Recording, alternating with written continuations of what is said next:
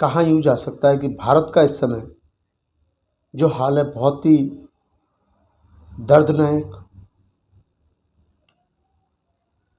बहुत ही माहौल खराब होता जा रहा है। इसका जिम्मेदार किसको कहें किसको ना कहें वो बात की बात है, परंतु हम ये देख रहे हैं कि हमारे बीच में से बहुत सारे ऐसे सामाजिक एवं धार्मिक कार्यों में बढ़ चढ़कर हिस्सा लेने वाले लोग, जिनके कंधों पर बाबा साहब डॉक्टर अंबेडकर के मिशन की जिम्मेदारी थी,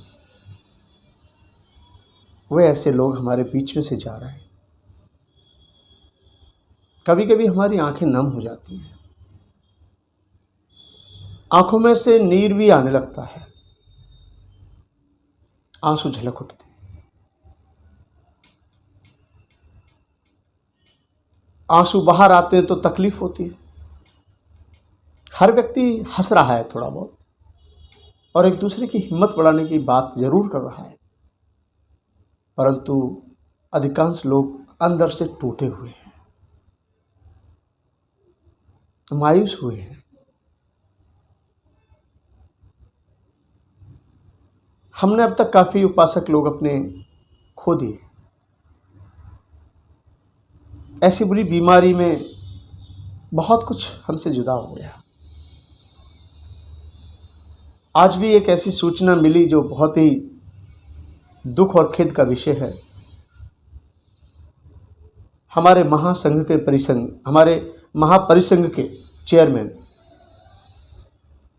और पूर्व अधिशासी अभियंता, केंद्रीय लोक निर्माण विभाग तथा सदस्य Bush Shanti mission trust of India के जिम्मेदार व्यक्ति हमारे इंजीनियर पीएस भारती, जो अब हमारे बीच में नहीं है। इंजीनियर पीएस भारती जी से मेरा संबंध लगभग 19 साल से था। मैं जब बहुत भिक्षु बना ही बना था और जब वो लोधी कॉलोनी में रहते थे, तब से मेरा उनका परिचय था। सैकड़ों बार मैं उनके परिवार में गया, उनके बच्चों से भली भांति परिचित। और सबसे बड़ी बात है कि उन्होंने सामाजिक कार्यों में, धार्मिक कार्यों में बढ़ चढ़कर हिस्सा लिया। पूरा जीवन धर्म के लिए और समाज के लिए और पीड़ितों के लिए समर्पित कर दिया। आज हमारे बीच में नहीं है, उनके जाने का अति शोक है। हालांकि भगवान बुद्ध ने कहा है कि सब अनित्य है, आया है तो जाएगा, नश्वर है। लेकिन मेरे प्रिय धम्म बंधुओं, जब एक पुष्प परिपूर्ण रूप से पक जाता है और पुष्प की जब एक एक पत्ती टूट कर गिरती है तो तकलीफ नहीं होती है, लेकिन एक आंधी आए और वो टूट के गिर जाए तो तकलीफ होती है। या फिर कोई जानवर रूपी इंसान आ जाए और वो एकदम तोड़ के उसको कुचल दे, मसल दे, तकलीफ होती है। इंसान का जीवन है, बहुत महत्वपूर्ण जीवन है। आज एक आंधी चल रही है, मौत का मंजर हो गया। मैंने पहले भी कहा है कि जिधर देखता हूं शमशान नजर आता है, रक्त से हुए भीगा मैदान नजर आता है। आज इस रक्त से भीगे हुए मैदान में मेरे बहुत सारे अपने, जो मेरे बहुत सारे उपासक, मेरे शुभचिंतक, जिन्होंने कभी मुझे किसी भी प्रकार के प्यार में, प्रेम में कोई कमी नहीं होने दी, आज ऐसे लोग जब हमारे बीच में से जाते हैं तो दर्द होता है, मन दुखता है।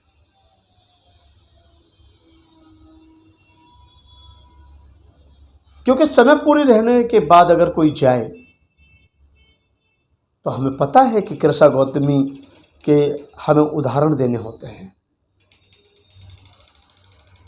और हमें यह पता है अच्छे से कि भगवान बुद्ध के धम्म में आसक्ति नहीं होनी चाहिए। लेकिन सबसे बड़ी बात है कि बिना वजह के, बिना कारण के, और सीधी सीधी सबसे बड़ी बात है कि नेताओं की अपनी घिनौनी राजनीति और नेताओं का अपना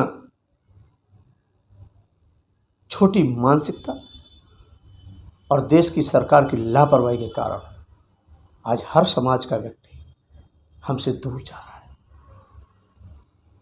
आज ये प्रलय, आज ये बीमारी जब कहर बनकर टूट रही है तो ये नहीं देख रही कि कौन ब्राह्मण है, कौन बनिया है, कौन ठाकुर है, या कौन पंडित है, या कौन मुसलमान है, या कौन ईसाई है, कौन जैन, कौन पारसी, कौन बौद्ध। नहीं,